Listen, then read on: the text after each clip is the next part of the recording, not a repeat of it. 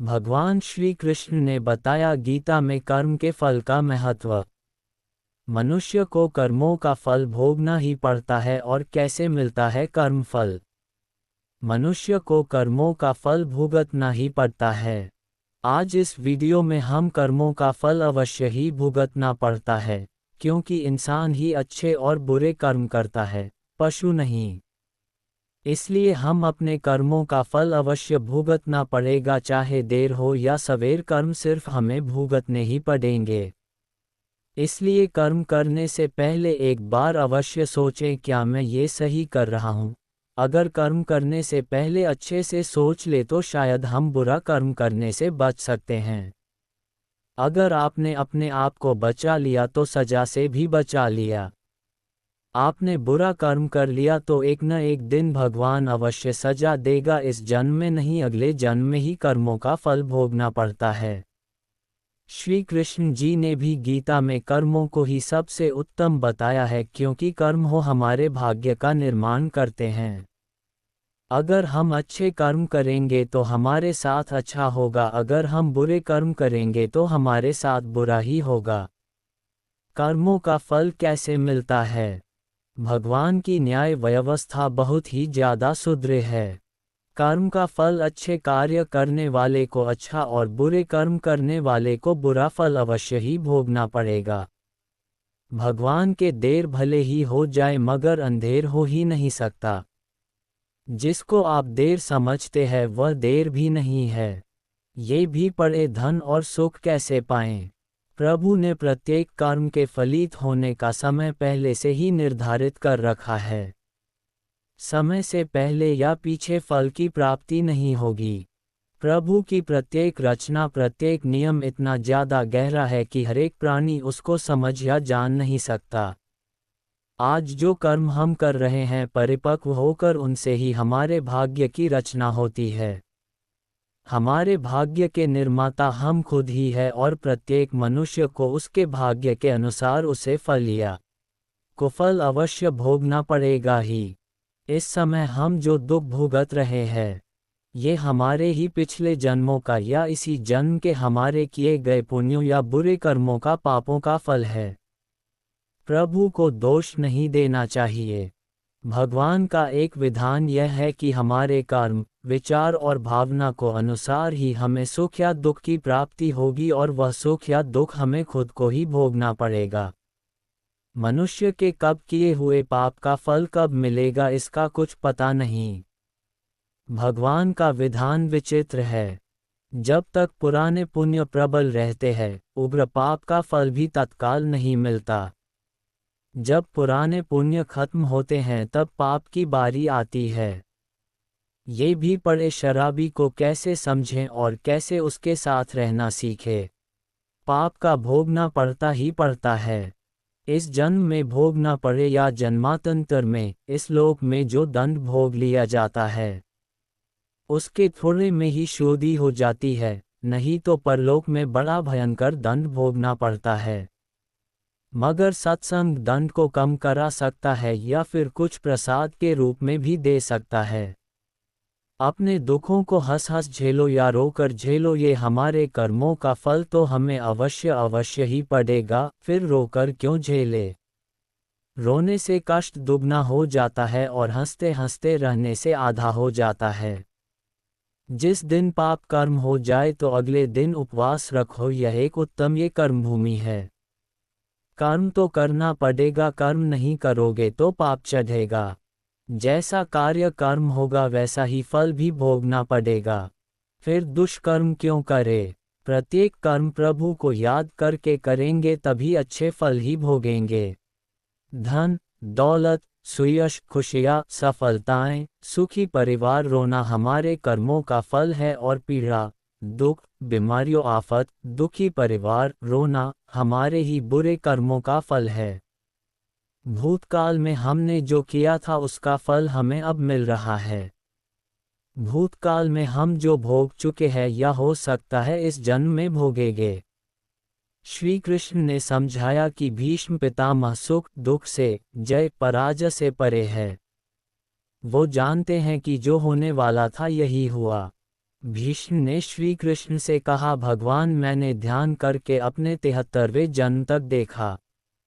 मैंने तो कोई कुकर्म नहीं किया, फिर मुझे बाणों की शैया पर क्यों सोना पड़ा।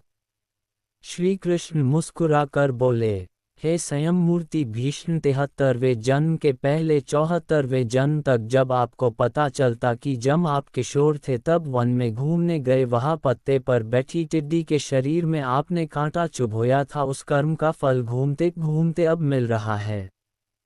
कर्म का फल 6 साल में 2 गुना, 12 साल में 4 गुना, 18 साल में 8 गुना, 24 साल में 16 गुना इस प्रकार मिलता है। इसलिए जब आप कर्ता होकर कर्म कर रहे हैं तो सोचे लें कि इसका क्या फल होगा। धृतराष्ट्र ने भी श्री कृष्ण से अपने कर्मों का हिसाब किताब पूछा, मैंने ऐसा क्या कर्म किया कि मुझे अपने सी बेटों की मृत्यु का शोक मिला। मैंने अपने 100 जन्मों तक पीछे देखा है कृष्ण, लेकिन ऐसा कोई कर्म मैंने नहीं किया। श्री कृष्ण ने अपने योग बल से धृतराष्ट्र ने देखा कि ये एक राजा थे और वो स्वादिष्ट व्यंजनों में खोए रहते थे। बिना विचार किए जो सामने आ जाता खा लेते। इनाम भी दिया। एक दिन रसोइये ने हंस के 100 बच्चों का मांस बनाकर एक एक करके राजा को खिला दिया। श्री कृष्ण ने कहा, धृतराष्ट्र जी आप स्वाद में अंधे हो गए, तभी आप इस जन्म में अंधे बने। तुम्हारे पुण्यों के प्रभाव से 100 जन्म तक तो तुम्हें फल नहीं मिला, लेकिन इस जन्म में हंस के 100 बच्चों को खाने का फल तुम्हें मिल गया, तभी तुम्हारे 100 पुत्र मारे गए। सोचो साथ में क्या लाएं और क्या लेकर जाएंगे। मनुष्य को ऐसी कमाई इकट्ठी करनी चाहिए जो इस संसार में भी काम आए और मृत्यु के बाद उसे हम साथ में भी ले जा सके और हमारे ही काम और अगले जन्म में भी हमारे ही काम आ सके। सभी जानते हैं कि हम खाली हाथ नंगे इस संसार में आए और खाली हाथ ही जाना पड़ेगा। मृत्यु के समय ये धन दौलत, जमीन, मकान, व्यापार, नौकरी, नाम, शोहरत, रिश्तेदार, भाई बहन, माँ बाप, सभी बच्चे किसी को भी साथ नहीं ले जा सकते, चाहे राजा सम्राट हो या कोई भिखारी हो। इसलिए इतना मोह, इतना ज्यादा लगाव इनसे क्यों रखें। साथ में हमारे जाएंगे सिर्फ हमारे अपने किए हुए अच्छे या बुरे कर्म, कीर्ति या अपकीर्ति, दान धर्म, परोपकार, दुखियों की सेवा, पुण्य जो भी हम इस जन्म में करेंगे यह अवश्य साथ जाएगा और हमारे ही काम आएगा। हमें प्रत्येक दिन जब भी हमारा मन शांत हो आंखें बंद करके 2-4 मिनट ये सोचना अवश्य चाहिए कि हम इतनी बड़ी अशांति को क्यों अपने साथ क्यों बांधे हुए हैं। ये भाग दौड़, तनाव, ताना बाना मकड़ी के जैसा जाला बुनकर खुद उसमें उलझे हुए क्यों है और किसके लिए। जो हमें बुरा लगता है ये दूसरे को कभी मत दो, जैसे कि कड़वी बात, गाली, गुस्सा, बेइज्जती, असम्मान, अपमान, गला सड़ा या खोट वाला खाने का पीने का सामान इत्यादि।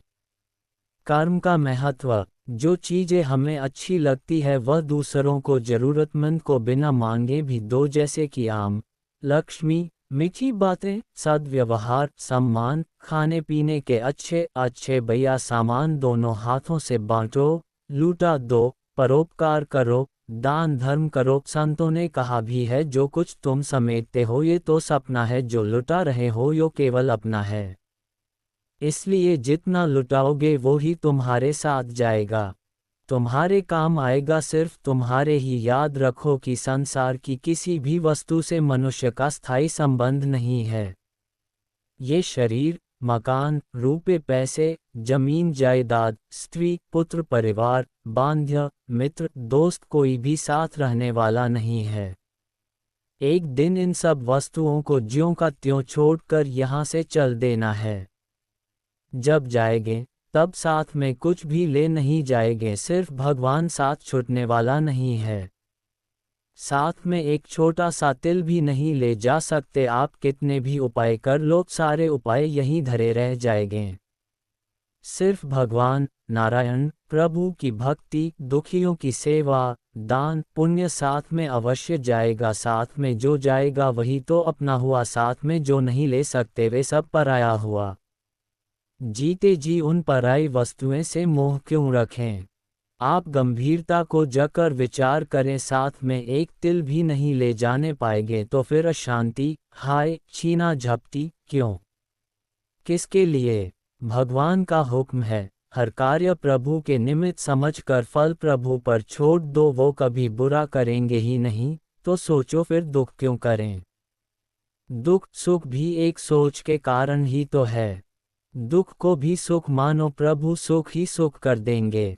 यदि मोक्ष की इच्छा है तो विषयों विष के समान दूर से ही त्याग दे और संतोष, दया, सरलता अमृत के समान नित्य पूर्वक भक्ति करता है। एक साधु एक गांव में हर रोज भिक्षा मांगने जाता था। जिस घर में भी जाता कोई आटा, दाल या चावल कुछ भी दे देता और वह अपना इस तरह पेट भर लेता था। उसी गांव में एक व्यक्ति उसको हर रोज भिक्षा मांगने पर गोबर डाल देता और यह कहकर डांट देता कि भगवान ने हाथ पैर दे रखे हैं, कुछ काम करके खा ले। वह साधु चुपचाप गोबर लेकर आ जाता और एक तरफ ढेर लगा देता। ऐसे करते करते उस गोबर बहुत बड़ा ढेर बन गया। साधु भी हर रोज भिक्षा मांगने जाता, वह आदमी हर रोज ही उसको गोबर डाल देता और गांव के लोग खाना देते। ऐसे करते करते दोनों का समय बीत गया, और जब दोनों अपनी जीवन यात्रा पूरी कर भगवान के घर पहुँचे तो गोबर डालने वाले इंसान को खाने में भगवान के घर गोबर मिला।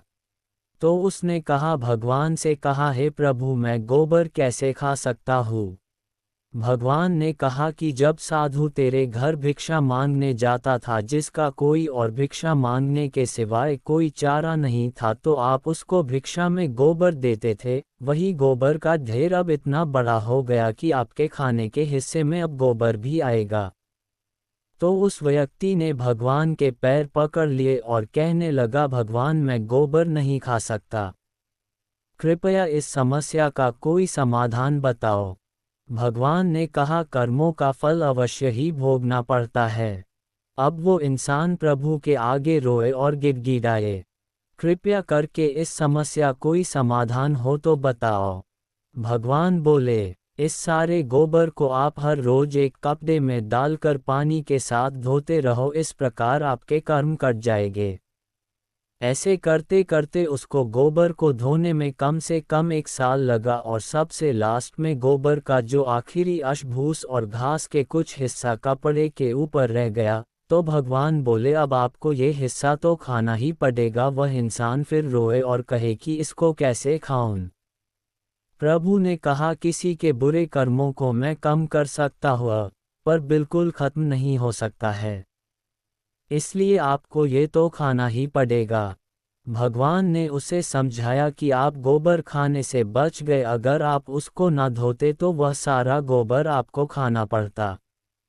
कर्म फल का महत्व। इसी प्रकार जब हम जमीन में कोई फल का पौधा लगाते हैं तो उसको उगने में और बड़े होने में समय लगता है, और फिर कई साल 2 साल बाद बड़ा होता है।